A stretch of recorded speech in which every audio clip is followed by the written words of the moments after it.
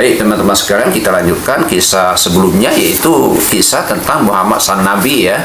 Maka kita lanjutkan tentang kisah ini. Kelanjutannya yaitu Nabi Muhammad itu diutus menjadi Rasul itu usianya di usia 40 tahun. Nah, kita akan baca ya apa kisah ya beliau diutus menjadi Nabi di usia 40 tahun ini. Kita mau tahu apa kira-kira kisah yang mengejutkan yang mengejutkan bagi kita ya.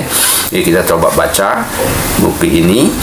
Beliau diutus menjadi nabi ketika berusia 40 tahun dan merupakan usia yang matang. Jadi 40 itu ya usia yang matang ya. Jadi malaikat Jibril itu menemui Nabi Muhammad ya di Gua Hira ketika wahyu itu turun. Beliau merasa berat, wajahnya berubah dan dahinya berkeringat. Jadi suasana Nabi waktu itu sampai dahinya berkeringat ya. Jadi Jibril berkata, bacalah. Jadi Jibril berkata kepada beliau, bacalah. Jadi beliau menjawab, aku tidak bisa membaca. Jadi Jibril pun mendekapnya hingga beliau merasa sesak. Jadi didekap oleh malaikat Jibril sehingga Nabi Muhammad terasa sesak. Jibril berkata lagi, bacalah. Beliau menjawab, aku tidak bisa membaca.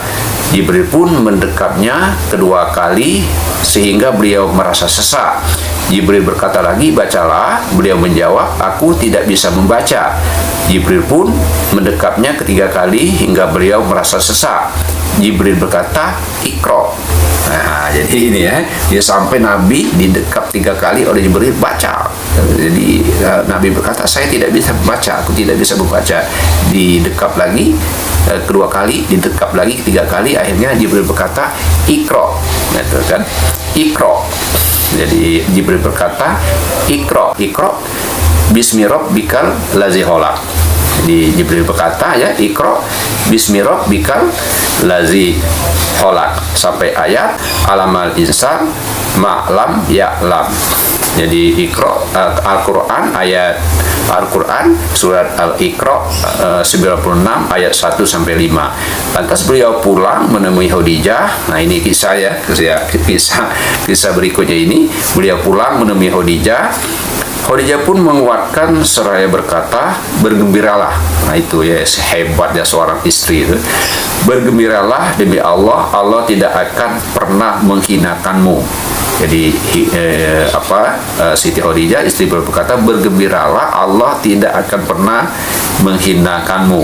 Engkau adalah sosok yang menjaga silaturahmi, berkata jujur, menolong anak yatim, memberi orang yang tidak punya, memuliakan tamu, dan membantu orang susah. Nah, itu Siti Khadijah berkata ya. Kemudian Khadijah membawa Nabi menemui Warokah bin Naufal, putra dari paman Khadijah yang telah memeluk Nasrani sejak zaman jahiliyah. Warokah pernah menulis Alkitab berbahasa Ibrani dan menulis Injil dalam bahasa Arab ala kadarnya. Dia sudah tua dan matanya buta. Khadijah berkata kepadanya, jadi Khadijah berkata kepada pamannya ini, wahai putra pamanku, dengarkanlah cerita dari putra saudaramu. Warokah berujar, wahai putra saudaraku, apa yang telah engkau lihat? Nabi pun menceritakan peristiwa yang beliau alami. Warokah lantas berkata, ini adalah malaikat yang sebelumnya telah Allah utus kepada Musa. Jadi Warokah berkata, ini adalah malaikat yang sebelumnya diutus kepada Musa. Warokah ini melanjutkan ya, seandainya saja aku masih muda ketika engkau diutus sebagai nabi, seandainya saja aku masih hidup ketika kaummu mengusirmu. Nabi berkata, apakah mereka akan mengusirku? Warokah menjawab, iya. Jadi Warokah sudah tahu ya bahwa Nabi ini nanti akan terusir ya dari tanah kelahirannya. Jadi Warokah menjawab, iya, tidak seorang pun yang mengemban seperti apa yang engkau emban, melainkan akan dimusuhi. Jika hari itu aku ada, kata Warokah ini, maka aku akan menolongmu sekuat naga.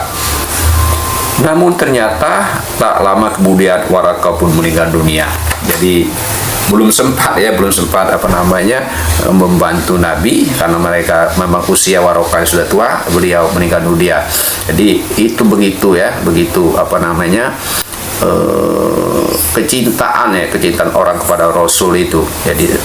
Jadi sejarah sebelumnya itu kan mereka sudah mengetahui akan ada Rasul akhir zaman itu kan, akan datang Rasul akhir zaman, dan mereka seperti Warokah ini ternyata merupakan pendeta Nasrani sebelumnya, pendeta Nasrani ya di daerah Mekah, di negara Mekah tersebut, merupakan paman dari istrinya Siti Khadijah.